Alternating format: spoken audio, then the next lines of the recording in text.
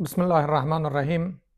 بیننده‌های محترم، هر جا که هستین جور و صحتمند باشین. الطاف و عنایات الهی شامل حالتان باد. در ویدیوی هفته گذشته کمی در مورد دارالعلوم دیوبند و هدف تأسیسش براتان معلومات دادم. او هم به خاطر ای که نظام آموزشی در چه در علوم دینی و چه در علوم عصری در پیشرفت یک مملکت و رفاه اقتصادی ما، بهبود زندگی فردی ما بسیار رول داره. همه چیز به تعلیم و تربیه بستگی داره. به مخاطر تصمیمی که امروز ما به فرزندای خود میگیریم، به خود میگیریم، برای آینده فامیل ما، برای آینده خیش و قوم ما و برای آینده وطن ما بسیار مهم است. و نکته ای که دقت کردن با او بسیار ضرور است برای از اینکه ما اسیر تقلید نشویم، است که حوادث و رخدادهای تاریخی را در عصر و زمان خودش اگر ما مطالعه بکنیم، عواملی را که در ایجاد یک مدرسه دینی، عواملی را که در تأسیس یک نظام آموزشی زی دخل بوده، نقش داشته، اگر ما در نظر بگیریم، این ما را کمک میکنه که خود ارزیابی بکنیم که آیا ما در یک مسیر درست قرار داریم و آیا نیاز است که در امو روشی را که 4-5 قرن پیش بنیانگذارای یک نظام آموزشی بنابر ضرورتشان او را پایه‌گذاری کردن، امو را تعقیب بکنیم، یا ای که نه، ما هم به حیث انسانهایی که خداوند به ما عقل داده، درایت داده و در عصر و زمان خود ما به ما مسئولیت هایی داده، رسالت هایی داده، تصمیم های جدید بگیریم. به می خاطر در عنوان بحث هفته گذشته یک جمله در اخیرش من مانده بودم که انحراف امروز. بعضی دوستا گفتن که منظور از انحراف امروز چی است؟ این موضوع را از زبان مولانا محمد تقی عثمانی حفظه الله که چهره مشهور و بسیار اثرگذار هستند و خودشان و برادرشان مرحوم مولانا محمد رفیع که دارالعلوم این مرکز بسیار کلان هستند، مرکز ذی نقش، و همچنان پدر بزرگوارشان که از مفتیای دارالعلوم دیوبند و مؤسس این دارالعلوم در پاکستان بعد از تجزیه هند هستند. از زبان خود اینا یک مطلب را با شما میخوایم شریک بکنم، ببینیم که آیا امروز ما نیاز به تجدید نظر در نظام‌های آموزشی خود داریم یا نداریم. در سایت شبکت المدارس الاسلامیه با عنوان اردو امت کو در پیش چالش اور हमारा نظام تعلیم یک سخنرانی هست.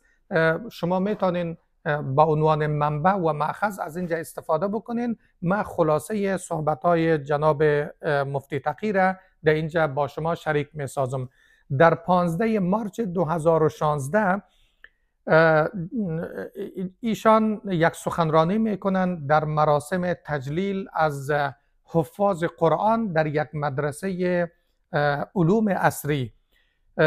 دارالعلوم کراچی به خاطر اونمو برداشت خاصی که از نیازهای عصر و زمان داره به نام حرا فاوندیشن اسکول مدارس علوم عصری را داره.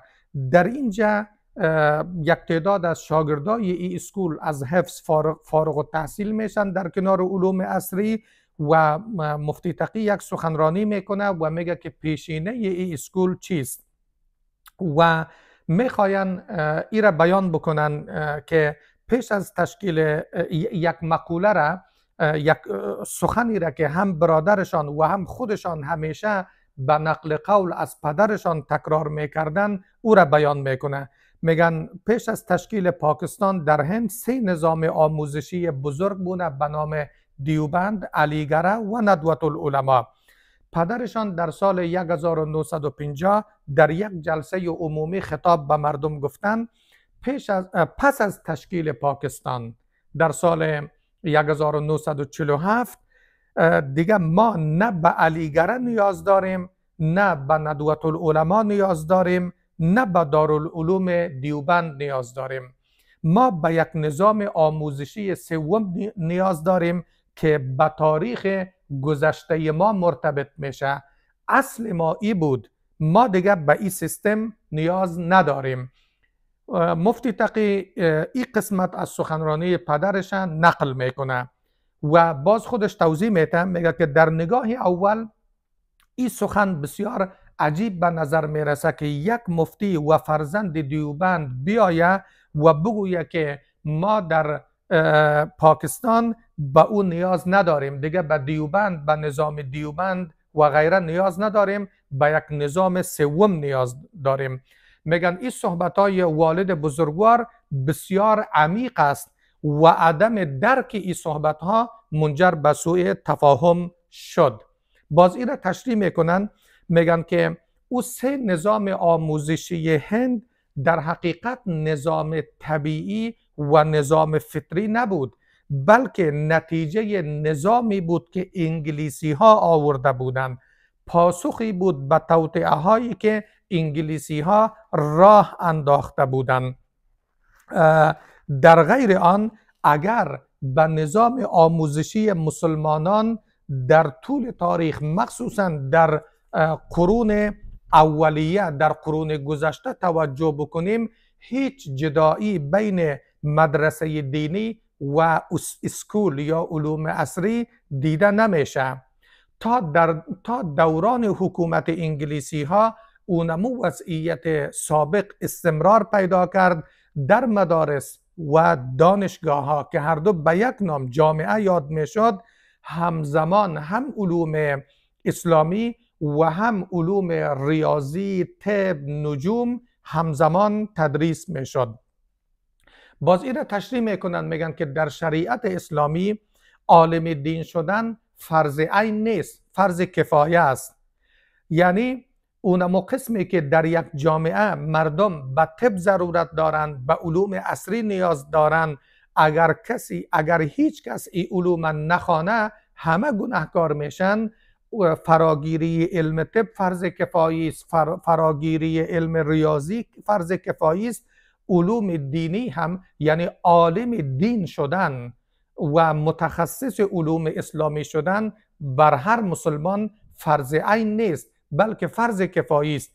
در یک جامعه اگر یک مجموعی، یک تعدادی از افراد جامعه بروند عالم دین شوند، کارشناس علوم دینی شوند، متخصص شوند، کفایت میکنه.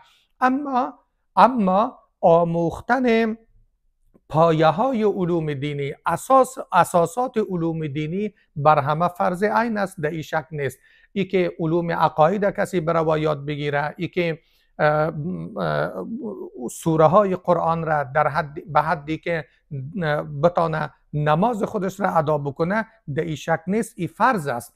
اما جالب است که اینمی پایه ها و اساسات علوم دین را آدم میتونه که در چند ماه برای یاد بگیره. به می خاطر اینا میگن که در سابق در نظام مدارس آنچه که فرض عین بود و ضروریات بود بر همه یاد داده میشد.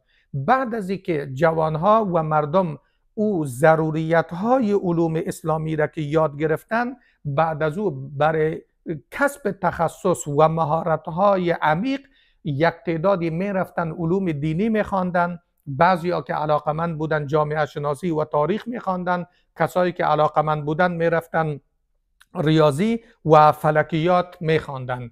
خب خوشبختانه ما مسلمان ها یک تاریخ غنی تمدنی داریم و وقتی که از تمدن خود آگاه شویم دیگه ضرورت نیست که ما در اسارت فکری و در تقلید بمانیم.